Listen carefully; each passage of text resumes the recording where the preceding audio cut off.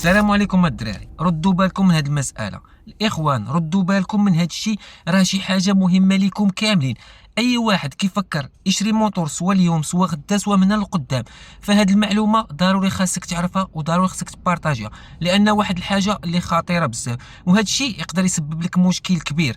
مهم الإخوان كيف ما كتعرفوا هذا الشيء بالنسبة لصحاب الدراجات النارية من الحجم الكبير، أي موتور فوق ال50 فهذا الفيديو فهو ليك، ولكن بغيت هذا الفيديو أي واحد يتفاعل معه. وتحياتي الرجال اللي كيتفاعلوا معنا في أي فيديو، كيخلي ليه لايك، كيستافد منه، كيدعم القناة. مهم الإخوان، دابا يلا قطعت مع واحد الصديق ديالي اللي مشى شرا واحد الدراجه الناريه وطرا ليه مشكل، وهذا المشكل غنقول لكم تقام عليه تقريبا ب 1500 درهم باش يعاود يصلح المشكل ديالو. مهم الا كنتي كتفكر تشري موتور كبير، حنا كنعرفوا بان ولات الاجراءات جديده هي ديال الموقع.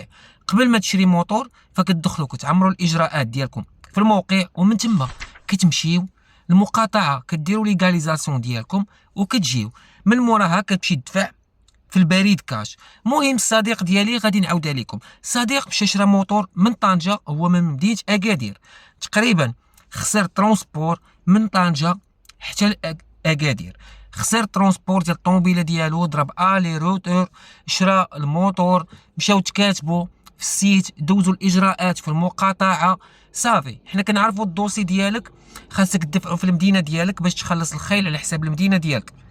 مني مشى خلص الخيل ديالو، بغى يدفع الدوسي ديالو في البريد كاش، فقالوا لي عندك مشكل في دوك الاوراق اللي درتو لهم ليغاليزاسيون في المقاطعه، هو بان التاريخ ديال الكاشي ما باينش مزيان.